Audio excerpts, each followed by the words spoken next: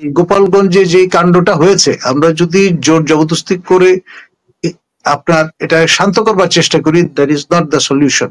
এটা কিন্তু একটা ছড়িয়ে যাবে এবং আমি গড ফরবিড আওয়ামী লীগের লোকজন যারা পালিয়ে গেছে ভারতে, তারা যদি এখন গেরিলা যুদ্ধ শুরু করে পরের ফেজে, তখন এটা সামাল দেবেন কি করে? পট করে এখানে দেখা যাবে যে একটা সেতু উড়ে যাচ্ছে, এখানে লোকজন জখম হচ্ছে, এবং সেরকম একটা পরিস্থিতিতে যদি পড়ে যায় দেশ, তখন কিন্তু এখানে কোনো ইনভেস্টমেন্ট হবে না। আর আন্তর্জাতিক শক্তি নিশ্চয় তারা কিন্তু ক্যাট এন্ড মাউস গেমের মধ্যে থাকে। কিছু সময় আপনাকে প্রশংসা করবে, স্পেস দিবে, এবং নিজেদের স্বার্থটা উদ্ধার হয়ে গেলে তখন ওই সমস্ত কার্ডগুলো দেখানো শুরু করবে।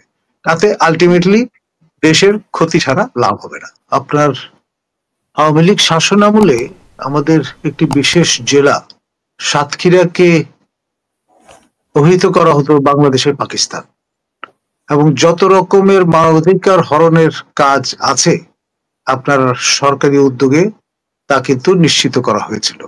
আপনার আমাদের বিভিন্ন বাহিনীগুলোকে এই কাজে ব্যবহার করা হয়েছে, এবং তার ফলে আপনার আমাদের বাংলাদেশেরই অচ্ছেদ্য একটি অংশ সাতক্ষীরা মানুষ কিন্তু নিপীড়িত হয়েছে। তো সেই মডেল আমরা কেন আবার নতুন করে এই প্রফেসর ডক্টর ইউনূসের আমলে তার রেপ্লিকেশন কেন দেখতে চাইবো বা পাবো? এটা একটা বিষয়। আর একটি বিষয় হচ্ছে আপনি স্টেটসম্যানশিপ আমাদের প্রত্যাশা, আমরা তা আশা করি। আমাদের প্রয়াত রাষ্ট্রপতি জিয়াউর রহমান এই স্টেটসম্যানশিপ এবং সেটি দেখাবার একুমেন তার ছিল।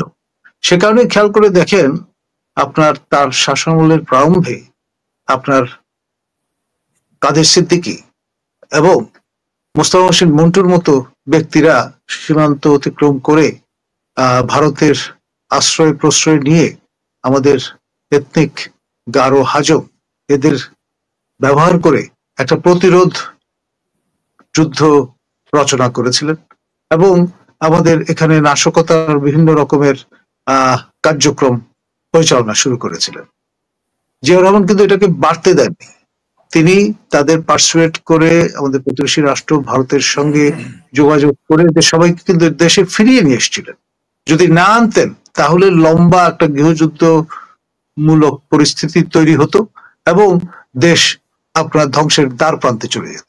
এই যে স্টেটসম্যানশিপটা, সেই ধরনের একটা উদ্যোগ কিন্তু আপনার গ্রহণ করতে হবে। তা না হলে এই গোপালগঞ্জে যে কাণ্ডটা হয়েছে, আমরা যদি জোর জবরদস্তি করে আপনার এটা শান্ত করবার চেষ্টা করি, that is not the solution.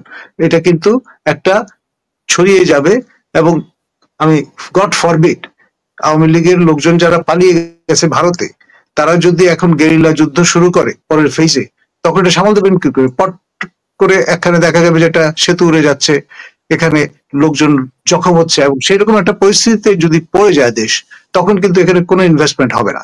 পরিষ্কার, যারা ইনভেস্ট করতে আসবেন তারা তো লাভের জন্য আসবেন, তাদের ইনভেস্টমেন্টের নিরাপত্তা নিশ্চিত করতে আসবেন।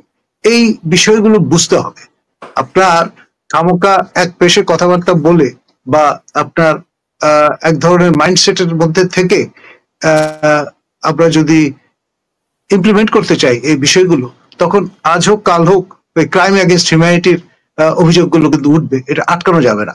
আর আন্তর্জাতিক শক্তি নিশ্চয় তারা কিন্তু ক্যাট এন্ড মাউস গেমের মধ্যে থাকে।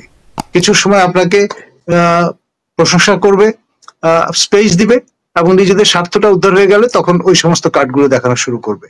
তাতে আলটিমেটলি দেশের ক্ষতি ছাড়া লাভ হবে না। ধন্যবাদ।